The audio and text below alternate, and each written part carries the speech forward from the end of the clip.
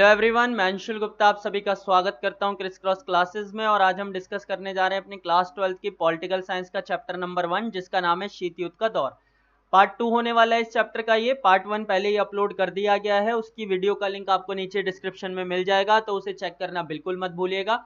बाकी हमेशा की तरह सभी डिटेल नोट्स का लिंक भी आपको नीचे डिस्क्रिप्शन में मिल जाएगा, तो वहां से आप चेकआउट कर सकते हैं। इसके अलावा बाकी के इंपॉर्टेंट क्वेश्चन हो, नोट्स हो, क्विजेज हो, objective question, last year question paper, whatever you want you can get on our website named Criss Cross Classes. तो हमारी वेबसाइट crisscrossclasses.in पर जाकर आपको सभी content totally free of cost मिल जाएगा। तो फटाफट से आज हम अपना सेकंड पार्ट शुरू करते हैं। पार्ट 1 के अंदर हमने द्वितीय विश्व युद्ध के बारे में पूरा डिस्कस कर लिया था। आज हमें शीत युद्ध के बारे में डिस्कस करना है। तो फटाफट से देखते हैं कि आखिर शीत युद्ध है क्या, और इसके बाद तीसरे पार्ट के अंदर हम डिस्कस करेंगे गुटनिरपेक्षता और नव अंतरराष्ट्रीय आर्थिक व्यवस्था के बारे में। तो देखते हैं आखिर शीत युद्ध है क्या। तो देखिए, शीत युद्ध 1945 से 1991 तक चला। द्वितीय विश्व युद्ध की समाप्ति के बाद दो महाशक्तियों अमेरिका और सोवियत संघ का उदय हुआ, और यहीं से शुरुआत हुई किसकी? शीत युद्ध की। तो जब सेकेंड वर्ल्ड वॉर खत्म हुआ था, उसके बाद ही शुरुआत हुई थी किसकी? शीत युद्ध की। ठीक है, जिसके अंदर दो महाशक्तियां आमने सामने थी। पहली कौन सी थी? अमेरिका और सोवियत संघ। ठीक है, इन दोनों के बीच क्या हुआ? शीत युद्ध लड़ा गया। जैसा कि पहले पार्ट के अंदर हमने पढ़ा था कि भाई जो द्वितीय विश्व युद्ध था, ठीक है, वो किसके बीच लड़ा गया था? मित्र राष्ट्र और धुरी राष्ट्र के बीच में। तो अगर आपको याद हो तो अमेरिका और सोवियत संघ दोनों मित्र राष्ट्र में थे। तो आखिर दो ऐसे देश जो कि सेम गुट में से द्वितीय विश्व युद्ध लड़ रहे थे, आखिर वो एक दूसरे के प्रतिद्वंदी यानी कॉम्पिटिटर कैसे बन गए, यही हमें देखना है। शीत युद्ध को समझते हैं। तो सबसे पहले ये समझ लेते हैं कि आखिर शीत युद्ध है क्या। तो देखिए, शीत युद्ध से अभिप्राय एक ऐसी स्थिति से है जिसमें दो देशों के बीच रक्त रंजित युद्ध ना होकर केवल विचारधारात्मक लड़ाई होती है। ठीक है, यानी दो देशों के बीच रक्त रंजित युद्ध नहीं होता। ऐसा नहीं होता कि उन दोनों की सेनाएं आमने सामने खड़ी हो जाए और गोलियां चलने लगे और एक दूसरे को मारने लगे। ठीक है, बल्कि क्या होता है? विचारधारात्मक लड़ाई होती है। विचारधारात्मक लड़ाई का मतलब कि वो उसकी बुराई करता है, वो उसकी बुराई करता है, वो खुद को एक दूसरे से अच्छा करने की कोशिश करते रहते हैं। तो देखिए, दूसरे शब्दों में अगर हम देखें तो दोनों महाशक्तियों के बीच युद्ध के अलावा अलग अलग तरीकों से खुद को एक दूसरे से बेहतर साबित करने का प्रयास किया जाता है। ठीक है, और कोई भी महाशक्ति युद्ध करने का खतरा मोल नहीं लेती। तो अलग अलग तरीके क्या? जैसे गठबंधन बनाकर या हथियार के निर्माण द्वारा खुद को एक दूसरे से बेहतर साबित करने का प्रयास करते हैं। अब मैं आपको एक सिंपल सा उदाहरण देता हूं। जैसे वर्तमान दौर के अंदर आप पाकिस्तान और भारत को देखो। ठीक है, अब अगर हम पाकिस्तान और भारत को देखें तो इनके बीच में युद्ध, रक्त रंजित युद्ध तो नहीं होता। कभी ऐसा नहीं होता कि दोनों की सेनाएं आमने सामने आ जाएं, गोलियां चले और युद्ध होने लगे। पर पाकिस्तान क्या करता है? वैश्विक स्तर पर बयानबाजी करके खुद को भारत से अच्छा साबित करने की कोशिश करता है, और भारत भी ऐसा ही करने की कोशिश करता है। भारत पाकिस्तान पर इल्जाम लगाता है और पाकिस्तान भारत पर इल्जाम लगाता है, और ये चलता रहता है। ऐसी ही स्थिति होती है किसकी? शीत युद्ध की। तो विश्व में भी ऐसा ही हुआ था 1945 में कि दो महाशक्तियां थी। एक तरफ तो यूएसए, ठीक है, और दूसरी तरफ यूएसएसआर यानी कि सोवियत संघ। यूएसए यानी अमेरिका, यूएसएसआर यानी सोवियत संघ। दोनों ही महाशक्तियां क्या करती थी? एक दूसरे की बुराई किया करती थी और खुद को एक दूसरे से अच्छा करने की, साबित करने के प्रयास किया करती थी। तो बिल्कुल सिंपल सा है भाई, शीत युद्ध एक ऐसी स्थिति है जिसमें दो देशों के बीच रक्त रंजित युद्ध यानी कि आमने सामने की लड़ाई नहीं होती, बल्कि अलग अलग तरीकों से वो क्या करते हैं? खुद को एक दूसरे से बेहतर साबित करने के प्रयास करते रहते हैं। इसी स्थिति को क्या कहा जाता है? शीत युद्ध कहा जाता है। आगे देखते हैं, शीत युद्ध की शुरुआत आखिर हुई क्यों। तो सबसे बड़ा सवाल यही है, हमें समझ आ गया शीत युद्ध है क्या। अब हमें देखना है कि शीत युद्ध शुरू ही क्यों हुआ आखिर। तो द्वितीय विश्व युद्ध के बाद दो महाशक्तियों अमेरिका और सोवियत संघ का उदय हुआ। ठीक है, तो अगर हम गौर से देखें तो जो दो महाशक्तियां थी अमेरिका और सोवियत संघ, इनका उदय हुआ। पर जो सबसे बड़ी चीज थी ना, वो ये थी कि इन दोनों महाशक्तियों की विचारधारा पूरी तरह से अलग थी। अब देखिए, दो लोग हैं, अगर इन दोनों की विचारधारा सेम है तो ये साथ साथ खुशी से रहेंगे। ठीक है, पर अगर इन दोनों की विचारधारा अलग अलग हो जाए तो वो जाएगा लेफ्ट और वो जाएगा राइट, और दोनों को ही अपना तरीका सही लगेगा, और इसी वजह से क्या होगी? समस्या होगी। तो क्योंकि पहली बात तो दो महाशक्ति यानी दो बड़े बड़े देश बने, ठीक है, और साथ ही साथ उनकी विचारधारा भी अलग थी। इसी वजह से क्या हुआ? शीत युद्ध की शुरुआत हुई, यानी दोनों के बीच में होड़ शुरू हो गई खुद को एक दूसरे से अच्छा साबित करने की। जो अमेरिका था उसकी विचारधारा थी पूंजीवाद, उदारवाद और लोकतांत्रिक। ठीक है, जबकि जो सोवियत संघ था उसकी विचारधारा साम्यवादी, समाजवाद की समर्थक थी।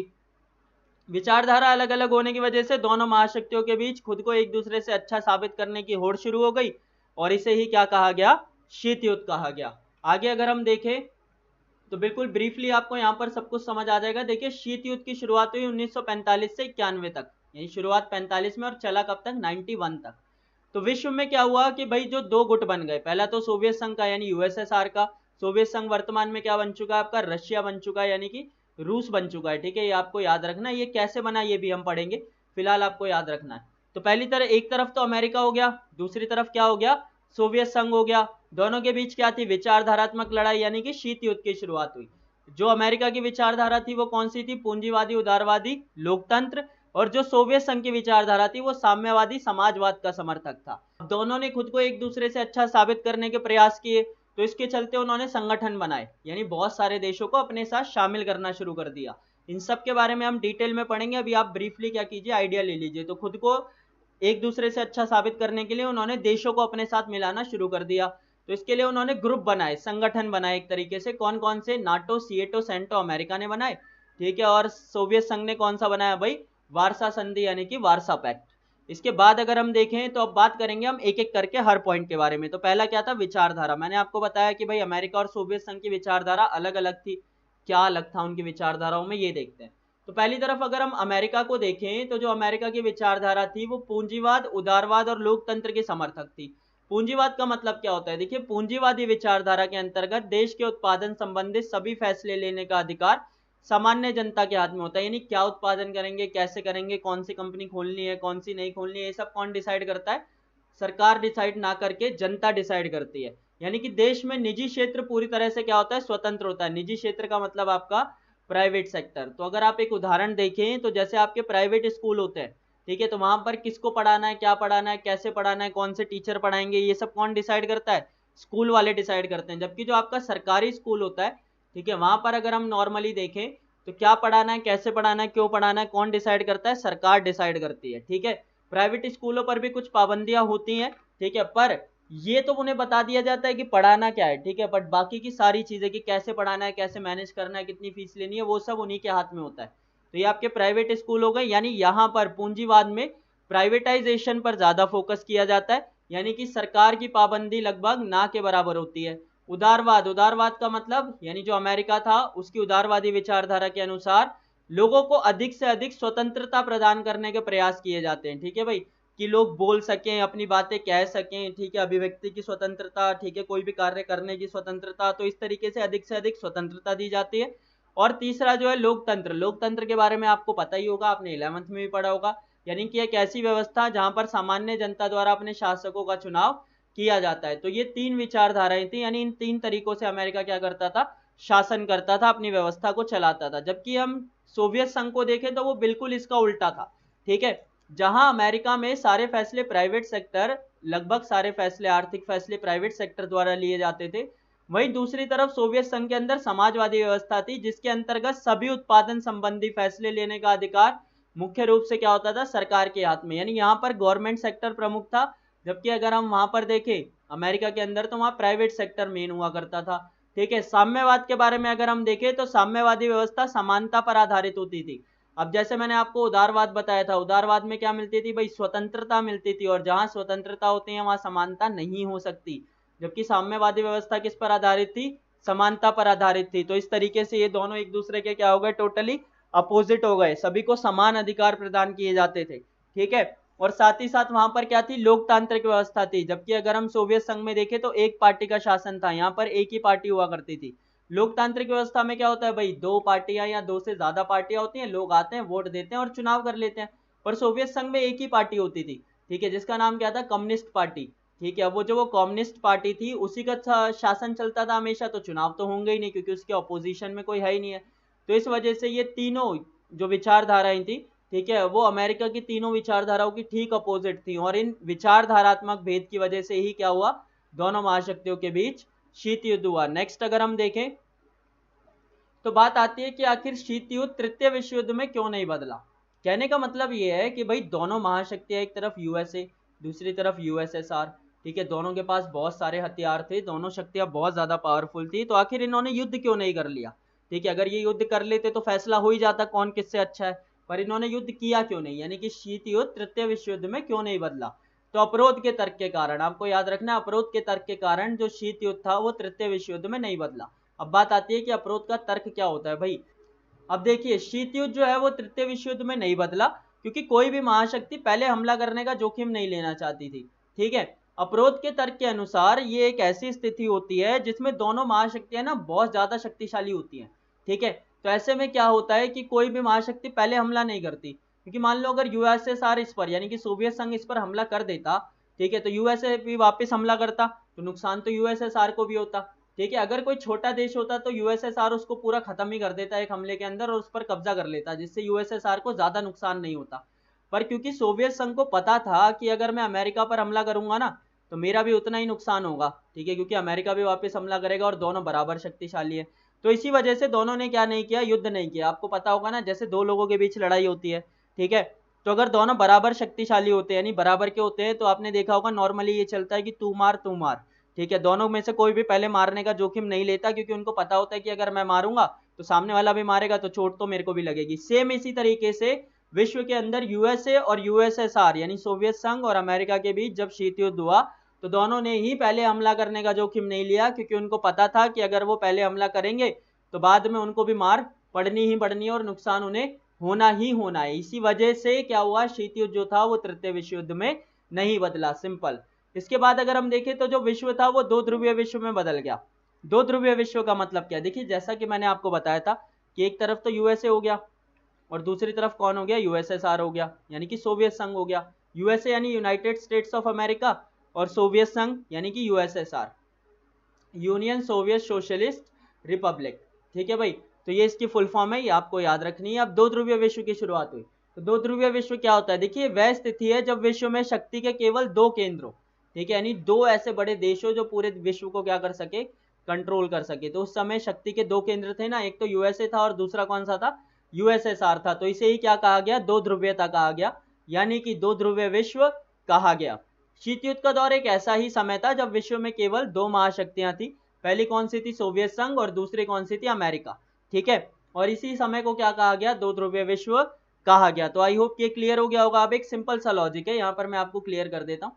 अगर दो शक्तियों के केंद्र होंगे तो दो ध्रुवीय विश्व, और अगर एक शक्ति का केंद्र होगा तो उसे क्या कहा जाएगा भाई, एक ध्रुवीय विश्व कहा जाएगा, सिंपल सी बात है।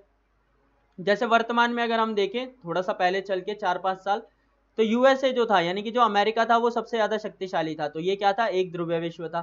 ठीक है, अगर वर्तमान में आप देखें तो आपको एहसास होगा कि धीरे धीरे चाइना भी शक्तिशाली होता जा रहा है, ठीक है, भारत भी धीरे धीरे शक्तिशाली बनता जा रहा है, जापान को अगर हम देखें तो वो भी शक्तिशाली बनता जा रहा है। तो इस तरीके से दो से ज्यादा देश ऐसे हो गए जो क्या है, पावरफुल है, तो इसे क्या कहा जाएगा, बहुध्रुवीय विश्व।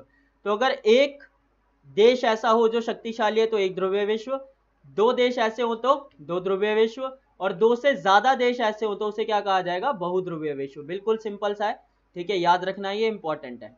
इसके बाद बात आती है कि महाशक्तियां और छोटे देश। तो देखो महाशक्तियां तो युद्ध लड़ रही थी, जब महाशक्तियां युद्ध लड़ रही थी तो छोटे देश क्या कर रहे थे, छोटे देश देखते हैं क्या कर रहे थे।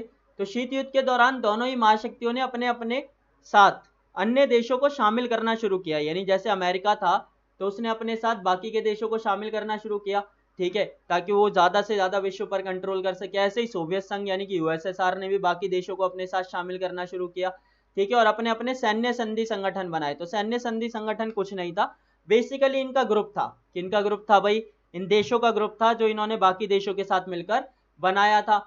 ऐसा करने पर उनकी विचारधारा को दूसरी महाशक्ति की विचारधारा से ज्यादा अच्छा दिखाने के लिए मदद मिलती, क्योंकि मान लो अमेरिका के साथ 100 देश शामिल हो गए तो इससे ये साबित होता है कि भाई अमेरिका की विचारधारा अच्छी है, और क्योंकि यूएसएसआर के साथ सिर्फ 50 देश हैं इसका मतलब उसकी विचारधारा अच्छी नहीं है, और वो कर तो यही रहे थे ना कि एक दूसरे को नीचा दिखाने की कोशिश कर रहे थे, ठीक है। तो इस वजह से उन्होंने बाकी देशों को अपने साथ शामिल करना शुरू किया ताकि वो ये साबित कर सके कि उनकी विचारधारा दूसरे देश की विचारधारा से ज्यादा अच्छी है। तो अमेरिका ने देखो 3 संगठन बनाए थे, कौन कौन से, पहला तो था नाटो। नाटो की फुल फॉर्म थी नॉर्थ अटलांटिक ट्रिटी ऑर्गेनाइजेशन, यानी कि उत्तरी अटलांटिक संधि संगठन। इसकी स्थापना कब की गई भाई, 4 अप्रैल 1949 को की गई। और इसका उद्देश्य क्या था, इसका उद्देश्य था कि भाई जो सभी सदस्य देश यानी इसमें जितने भी देश शामिल होंगे वो सभी देश एक दूसरे की मदद करेंगे और साथ में मिलजुल कर रहेंगे। अगर एक पर हमला होगा तो सब पर हमला माना जाएगा और सब मिलकर क्या करेंगे, इसका मुकाबला करेंगे। दूसरा जो इन्होंने बनाया वो था सिएटो। सिएटो की फुल फॉर्म क्या थी, South East Asian Treaty Organization, ये 1954 में बना। और इसकी हिंदी में अगर हम देखें तो दक्षिण पूर्वी एशियाई संधि संगठन। इसकी स्थापना कब हुई, 1954 में की गई। उद्देश्य क्या था कि भाई दक्षिण पूर्व एशिया के देशों को सोवियत संघ की विस्तारवादी नीतियों से बचाना। यानी दक्षिण पूर्व एशियाई देश जो हैं, जैसे कि अभी वर्तमान में अगर हम देखें तो जितना भी आपका आसियान वाला क्षेत्र है, आसियान के बारे में अभी आप आगे पढ़ेंगे, तो वो क्षेत्र है वो सब किसके अंदर आता है, दक्षिण पूर्व एशियाई क्षेत्रों के अंदर आता है। अगर मैं आपको एक दो क्षेत्रों के नाम बताऊं तो जैसे वर्तमान में सिंगापुर हो गया, थाईलैंड हो गया, इंडोनेशिया हो गया, तो ये सब इसी क्षेत्र में आते हैं। ठीक है, तो इन्हें सोवियत संघ के प्रभाव से बचाने के लिए क्या किया गया था, इस संधि की स्थापना की गई थी। फिर हमारा सेंटो, सेंट्रल ट्रीटी ऑर्गेनाइजेशन 1955 में बना, भाई हिंदी में कहते हैं केंद्रीय संधि संगठन। इसकी स्थापना 1955 में की गई। इसका उद्देश्य क्या था, सोवियत संघ को मध्य पूर्व से दूर रखना और साम्यवाद के प्रभाव को रोकना। तो इस तरीके से अमेरिका ने कितनी 3 संधियां बनाई। जबकि अगर हम सोवियत संघ के बारे में बात करें तो सोवियत संघ ने वार्सा संधि की स्थापना की, यानी उसने एक ही संधि बनाई थी जिसका नाम क्या था, वार्सा संधि। इसकी स्थापना उसने 1955 में की और इसका उद्देश्य क्या था भाई, नाटो में शामिल देशों का मुकाबला करना। नाटो यानी जो अमेरिका का गठबंधन था, उसके अंदर जितने भी शामिल देश हैं उन सबका क्या करना, मुकाबला करना। तो आई होप यहां तक सब कुछ क्लियर होगा। एक बात आपको याद रखनी है कि अगर आपको कोई भी डाउट हो फटाफट से कमेंट सेशन में जाओ, कमेंट करो, ठीक है। We will try to answer each and every question. साथ ही साथ संडे को हम डाउट सेशंस भी करेंगे, तो उन सेशंस को ज्वाइन करो। वो सेशंस जो होंगे वो लाइव सेशंस होंगे जिसके अंदर आपके सभी सवालों का जवाब आपको मिल जाएगा। तो फटाफट से आगे देखते हैं। अब बात आती है कि भाई देशों के साथ गठबंधन बना लिए, जो छोटे देश थे उनके साथ गठबंधन बना लिए, ठीक है। पर बात यह आती है कि आखिर महाशक्तियां छोटे देशों के साथ गठबंधन बनाती क्यों थी, ठीक है। अभी तक जैसा हमने पढ़ा कि भाई महाशक्तियां तो बहुत ज्यादा शक्तिशाली थी और साथ ही साथ वो पूरे विश्व को प्रभावित कर सकती थी। यहां से ये सवाल उठता है कि अगर वो इतनी शक्तिशाली थी तो उन्हें छोटे देशों के साथ की जरूरत ही क्या थी, यानी वो उनके साथ संबंध बनाती क्यों थी। तो देखिए इसके बहुत सारे कारण है। देखो महाशक्तियों द्वारा छोटे देशों के साथ गठबंधन बनाए जाने के अनेकों कारण थे। कौन कौन से, देखिए पहला तो महत्वपूर्ण संसाधन। अब महाशक्तियां कितनी भी शक्तिशाली हो पर उन्हें संसाधन तो चाहिए ना भाई। संसाधन का मतलब हो गया तेल हो गया, खनिज हो गए, बाकी के जितने भी हथियार वगैरह बनाने के लिए चीजें चाहिए वो सब तो चाहिए। तो छोटे देशों के साथ गठबंधन बनाने की वजह से उन्हें जो वो सब संसाधन थे वो मिल जाते थे, जिस वजह से उन्हें क्या होता था, फायदा होता था। साथ ही साथ क्या होता था, सैनिक ठिकाने। अब उन्हें सैन्य ठिकाने मिल जाते थे, किस पर, छोटे देशों के साथ गठबंधन बनाने की वजह से, ठीक है। और इसी वजह से क्या होता था कि उनके लिए कार्य करना आसान हो जाता था। कि मान लो जैसे अमेरिका है, ठीक है, उसने किसी छोटे देश के साथ गठबंधन बनाया, अपनी थोड़ी सी सेना वहां भेज दी, ठीक है, और इस वजह से क्या होगा कि उनको मदद मिलेगी अपने सेना का रख रखाव करने में। साथ ही साथ उन्हें भू क्षेत्र मिल जाता था।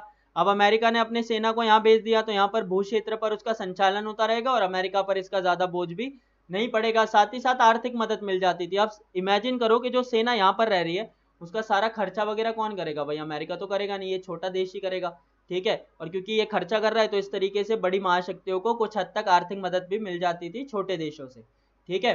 बात आती है फिर छोटे देश क्यों शामिल होते थे, उन्हें तो नुकसान ही नुकसान है भाई, उनके संसाधन भी जा रहे हैं, उन्हें आर्थिक मदद भी करनी पड़ रही है। तो देखो क्या क्या होता था। पहला तो उन्हें सुरक्षा का वायदा मिलता था। भाई छोटा सा देश है, अब मान लो अगर वो ऐसे ही खुला रहेगा, ना अमेरिका के साथ है ना सोवियत संघ के साथ है, तो ऐसा हो सकता है कि या तो अमेरिका उस पर आक्रमण कर दे या सोवियत संघ आक्रमण कर दे, ठीक है। तो छोटे देशों को हमेशा ये डर सताता था कि भाई कोई बड़ी महाशक्ति उन पर आक्रमण ना कर दे। तो इसी वजह से वह क्या करते थे, किसी बड़ी महाशक्ति के गुट में शामिल हो जाते थे ताकि वह सुरक्षित रह सके। इसके अलावा उसे क्या मिलती थी, सैन्य सहायता। छोटा सा देश है तो इतनी बड़ी सेना तो होगी नहीं, ना इतने हथियार होंगे, तो इस वजह से युद्ध की स्थिति में उसे क्या मिलती थी, सैन्य सहायता मिलती थी, जिससे वह अपनी सुरक्षा कर सकता था। इसके अलावा उसे हथियार मिलते थे भाई, बड़ी महाशक्तियों द्वारा छोटे देशों को हथियार दिए जाते थे।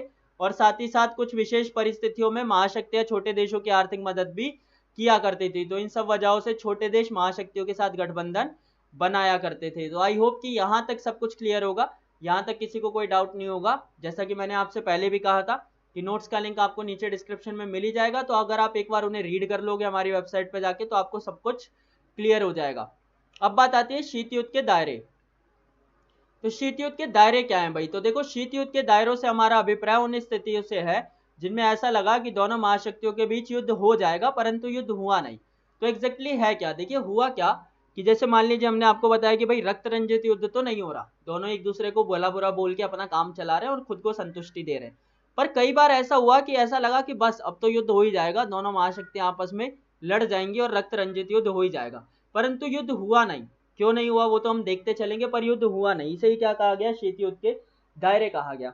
तो देखते हैं जरा ऐसा कब हुआ। ऐसा सबसे पहले हुआ था 1962 में, किस दौर में? क्यूबा मिसाइल संकट के दौर में। सबसे पहले ना कहकर हम ये कह सकते हैं कि सबसे ज्यादा जो गंभीर स्थिति थी वो इस दौर में थी।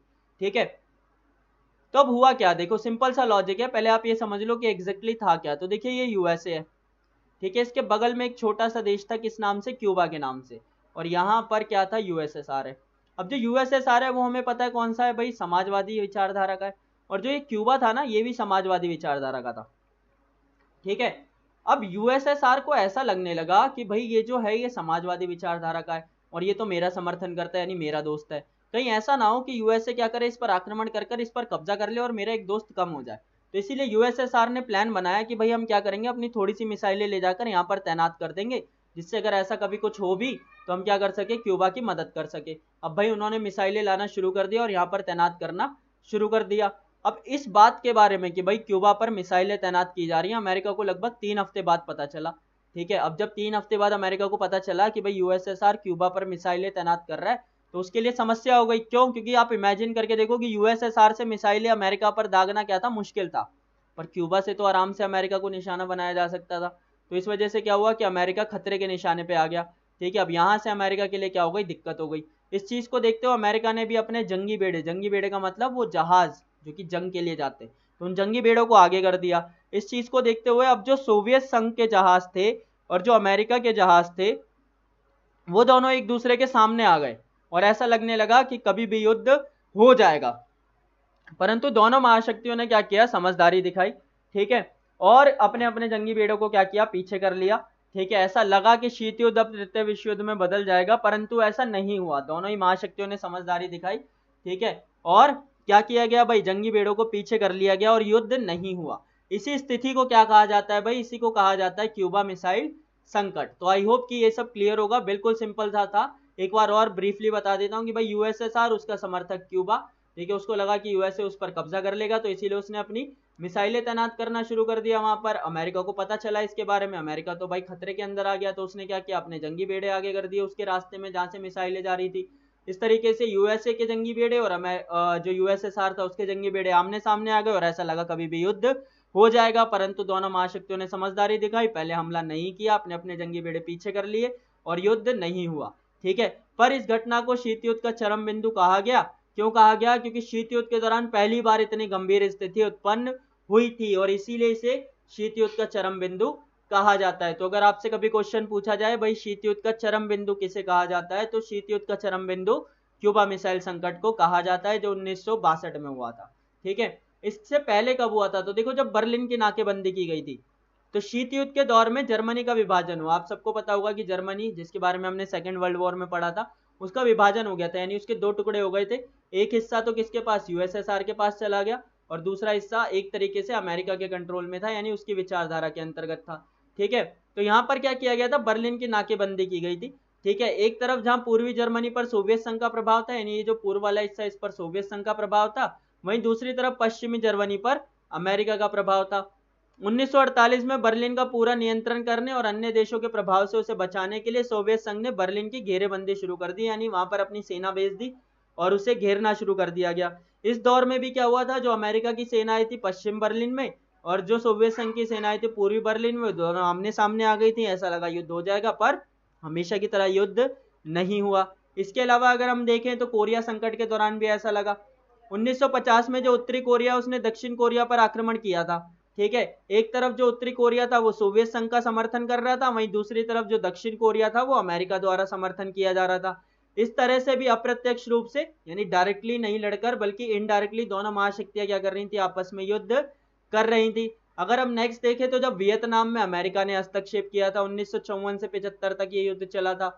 तो 1954 के आसपास उत्तरी वियतनाम, जिसमें सोवियत संघ का समर्थन था, और दक्षिण वियतनाम, जिसमें अमेरिका का समर्थन था, ठीक है, के बीच युद्ध शुरू हो गया। और इस दौर में भी महाशक्तियों ने अप्रत्यक्ष रूप से लड़ाई की, यानी दोनों महाशक्तियां एक उत्तरी वियतनाम और दक्षिणी वियतनाम की मदद कर रही थी। ठीक है, डायरेक्टली नहीं लड़ रही थी बट इनडायरेक्टली जरूर लड़ रही थी। ऐसा ही सेम हुआ था हंगरी में। हंगरी में सोवियत संघ ने हस्तक्षेप किया था 1956 में। ठीक है, तो अमेरिका ने क्या किया, इसका विरोध किया। ठीक है, इस हस्तक्षेप की वजह से अमेरिका और सोवियत संघ के रिश्तों में और खराबी आई थी। ठीक है, तो इन सब स्थितियों में या तो महाशक्तियां इनडायरेक्टली लड़ रही थी, या फिर कई बार ऐसा लगा कि युद्ध हो जाएगा, और इन्हीं सबको क्या कहा जाता है, शीत युद्ध के दायरे कहा जाता है। तो आई होप ये क्लियर हो गया होगा। ठीक है, इसमें से जो लास्ट है वो कौन सा है हमारा, अफगानिस्तान का संकट। तो अफगानिस्तान के अंदर भी कुछ ऐसा ही हुआ था।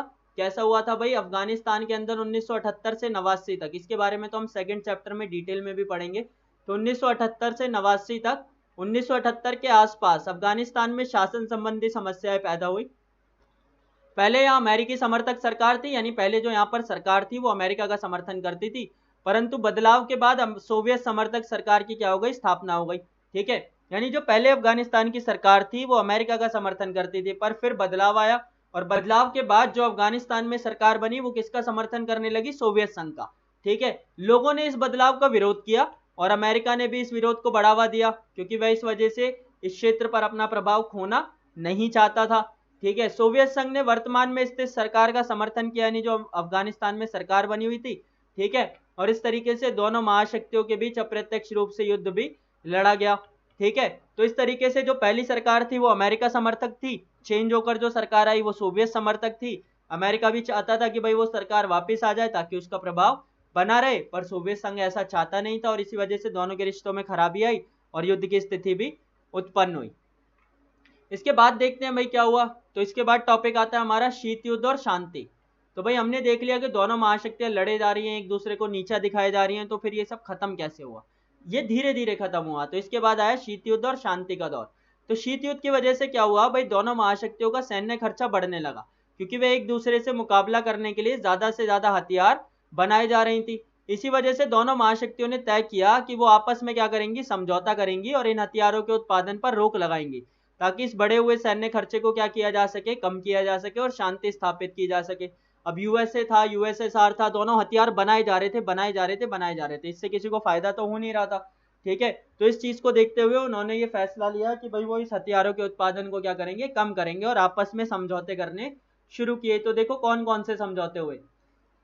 तो जो समझौते हुए उन्हें क्या कहा गया, परमाणु संधियां। ठीक है, तो इस दौरान महाशक्तियों ने मुख्य 3 संधियां की थी। पहली कौन सी थी, सॉल्ट। ठीक है भाई, स्ट्रेटेजिक आर्म्स लिमिटेशन टॉक। इस बातचीत के द्वारा अमेरिका और सोवियत संघ ने हथियारों के उत्पादन पर रोक लगाने के प्रयास किए। यानी अमेरिका ने बोला भाई तुम भी मत बनाओ, सोवियत संघ ने बोला ठीक है हम भी नहीं बनाएंगे, तुम भी मत बनाओ। तो इस तरीके से बातचीत करके हथियारों का उत्पादन कम करने की कोशिश की गई। इसके बाद नेक्स्ट था एलटीबीटी, यानी लिमिटेड टेस्ट बैन ट्रिटी। ठीक है, इस संधि के अंतर्गत वायुमंडल, बाहरी अंतरिक्ष और पानी के अंदर परमाणु हथियारों के परीक्षण पर प्रतिबंध लगा दिया गया, ताकि कोई भी देश परीक्षण ना कर सके। ठीक है, इस पर अमेरिका, ब्रिटेन और सोवियत संघ ने 5 अगस्त 1963 को मॉस्को में हस्ताक्षर किए, और ये 10 अक्टूबर 1963 से क्या है, प्रभावी है। इसके बाद अगर हम देखें तो कुछ और जो थी वो थी एनपीटी। तो जो एनपीटी थी वो थी नॉन प्रोलिफरेशन ट्रिटी। इस संधि के अनुसार उन देशों को परमाणु हथियार संपन्न देश माना गया जो 1 जनवरी 1967 से पहले परमाणु हथियार का विस्फोट कर चुके हैं। यानी इसमें यह कहा गया कि भाई जिन्होंने 1 जनवरी 1967 से पहले परमाणु हथियार बना लिए हैं वही परमाणु हथियार रख सकते हैं, बाकी कोई भी देश परमाणु हथियार नहीं रख सकता। अगर कोई भी देश अन्य परमाणु हथियार, यानी कि कोई भी देश इनके अलावा परमाणु हथियार रखने का परीक्षण करेगा, ठीक है, तो उसे 1967 की संधि के अंतर्गत क्या किया जाएगा, गलत माना जाएगा। ठीक है, तो इस संधि के अनुसार इन देशों के अलावा कोई भी अन्य देश परमाणु हथियारों का परीक्षण नहीं कर सकता। और इस संधि पर 1968 में वॉशिंगटन में, लंदन और मॉस्को में हस्ताक्षर हुए, और ये संधि 5 मार्च 1970 से क्या है, प्रभावी है। ठीक है, एक बात आपको याद रखनी है कि भाई भारत ने एनपीटी पर हस्ताक्षर नहीं किए। क्यों नहीं किए, क्योंकि भारत इस संधि को भेदभावपूर्ण मानता है। भारत का मानना है कि भाई तुमने तो हथियार बना लिए, अब हमारे हथियार बनाने की बारी आई तो तुमने क्या किया, एनपीटी को थोप दिया हमारे ऊपर। तो ये गलत तरीका है, इस चीज को देखते हुए उसने इस पर हस्ताक्षर नहीं किए। आपका पार्ट 2 यहीं फिनिश हो जाता है। ठीक है, पार्ट 3 बिल्कुल देखिएगा, तभी आपको चैप्टर क्लियर होगा। पार्ट 3 का लिंक और पार्ट 1 का लिंक आपको नीचे डिस्क्रिप्शन में मिल जाएगा। नोट्स का लिंक भी आपको नीचे डिस्क्रिप्शन में मिल जाएगा, तो चेकआउट करना बिल्कुल मत भूलिएगा। आप हमारा टेलीग्राम ग्रुप ज्वाइन कर सकते हैं अदर सब्जेक्ट्स की वीडियोस, नोट्स, इंपॉर्टेंट क्वेश्चन और बाकी सभी कंटेंट के लिए। साथ ही साथ चैनल को सब्सक्राइब कर लीजिएगा, क्योंकि ऐसी बहुत सारी वीडियोस आपके लिए कंटिन्यूअसली आने वाली है। और साथ ही साथ वीडियो को लाइक कर दीजिएगा, क्योंकि आपका एक लाइक हमें मोटिवेट करता है ऐसी बहुत सारी वीडियोस बनाने के लिए। Thank you.